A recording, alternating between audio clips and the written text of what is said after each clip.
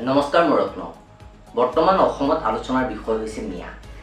কাৰণ এতিয়া অসমৰ ৰাজনৈতিক প্ৰেক্ষাপট গঢ়ি উঠিছে হিন্দু আৰু মুছলমান ভোটেৰে আজি এই মিয়া প্ৰসংগটো মই এই কাৰণে আনিছো যে বিজেপি চৰকাৰে মিয়াৰ ঘৰ ভাঙিছে মিয়াক উচ্ছেদ কৰিছে বনাঞ্চল মুকলি কৰিছে ভাল কথা কিন্তু যিসকলক উচ্ছেদ কৰিছে তেওঁলোকে নিজৰ ডকুমেন্টছ দেখাইছে তেওঁলোক ইয়াৰে তেওঁলোক অসমৰে হয় অসমতে জন্মগ্ৰহণ কৰিছে অসমৰ মাটি পানী বায়ু সেৱন কৰি তেওঁলোক ইয়াতে ডাঙৰ হৈছে ইয়াতে লালিত পালিত হৈছে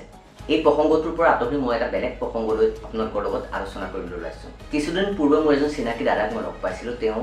ভাৰতবৰ্ষৰ আন এখন ৰাজ্যৰ হয় আৰু তেওঁলোকৰ ৰাজ্যটো বাংলাদেশৰ লোকসকলে লাহে লাহে গ্ৰাস কৰি উঠিছে তেওঁ নিজে স্বচক্ষুৰে দেখা তেওঁ প্ৰমাণ পোৱা এটা বিষয় মোৰ লগত আলোচনা কৰিলে সেই বিষয়টো আলম লৈ মই এই কথাখিনি ক'বলৈ ওলাইছো তেওঁ কৈছিল তেওঁ সৰুতে যিখন স্কুলত পঢ়িছিল তাত এগৰাকী মুছলিম ছাত্ৰী এডমিশ্যন কৰোৱা হৈছিল আৰু মুছলিম ছাত্ৰীগৰাকীক এডমিশ্যন কৰাৰ লগে লগে স্কুলৰ চাৰ্টিফিকেট পাইছিল বহু বছৰ আগৰ কথা কৈ আছোঁ মই আজিৰ পৰা ধৰক 25-30 বছৰ আগৰ কথা ছোৱালীজনী স্কুলৰ ছাত্ৰী হ'ল গতিকে স্কুল চাৰ্টিফিকেট পালে ছোৱালীজনী সেই স্কুলতে পঢ়িলে ছোৱালীজনী স্কুলৰ চাৰ্টিফিকেট দেখুৱাই ছোৱালীজনীৰ মাক দেউতাকে এই দেশৰে নাগৰিক বুলি দাবী কৰিলে আৰু সেই ডকুমেণ্টছ দেখুৱাই তেওঁ এই দেশৰে পেন কাৰ্ড আধাৰ কাৰ্ড ভোটাৰ কাৰ্ড সকলো বনাই ল'লে আৰু এদিন তেওঁ এই দেশৰে স্থায়ী নাগৰিক হৈ পৰিল তেওঁ কিন্তু প্ৰথমে অস্থায়ী নাগৰিক হৈ আহিছিলে প্ৰথমে তেওঁ সন্তান জন্ম দিলে তেওঁ সন্তানক ভাৰতীয় এখন স্কুলত এডমিশ্যন কৰোৱালে ভাৰতীয় স্কুলখনৰ পৰা স্কুল চাৰ্টিফিকেট পালে আৰু সেই স্কুল চাৰ্টিফিকেটৰ আলম লৈ তেওঁ আজি ভাৰতীয় এই উচ্ছেদিত লোকসকল কোন হয় ক'ৰ পৰা আহিছে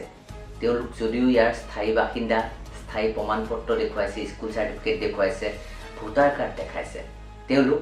এই অসম ৰাজ্যলৈ আহিছিল কেনেকৈ এই দেশলৈ আহিছিল কেনেকৈ এছাম দালালে তেওঁলোকক এই দেশলৈ আনি গাঁওবুঢ়াৰ পৰা আৰম্ভ কৰি সেই উচ্চ পৰ্যায়ৰ অফিচাৰজনলৈকে মেনেজ কৰি তেওঁলোকক ভোটাৰ কাৰ্ড প্ৰদান কৰা নাইতো তেওঁলোকে সেই স্কুল চাৰ্টিফিকেটৰ জৰিয়তে এই দেশৰ নাগৰিক হোৱা নাইতো আজি হ'ব পাৰে তেওঁলোক 30 বছৰ আগতে আহা হয়তো 20 বছৰ আগতে আহা তেওঁলোক আচলতে ক'ৰ মানুহ মই কোৱা নাই সকলো বাংলাদেশী বুলি মই এই কাৰণেহে ক'ব বিচাৰিছোঁ যে এই বিষয়টো ভালকৈ সঠিককৈ চৰকাৰে পৰ্যবেক্ষণ কৰক তেওঁলোকৰ হাতত থকা ডকুমেণ্টছবোৰ কিমান বছৰৰ পুৰণি তেওঁলোকক আজি উচ্ছেদ কৰিবলগীয়া কিয় তেওঁলোকৰ আজু ককাৰ মাটি ক'ত আছিল তেওঁলোক আচলতে ক'ৰ হয় তেওঁলোকৰ পূৰ্বপুৰুষসকল আচলতে ক'ৰ তেওঁলোকৰ মাটি ক'ত আছিল তেওঁলোকৰ ঘৰ ক'ত আছিল চৰকাৰে এই বিষয়বোৰ আলোচনা কৰিবৰ হ'ল চৰকাৰে এই বিষয়বোৰ পুংখানুপুংখকৈ পৰ্যবেক্ষণ কৰিবৰ হ'ল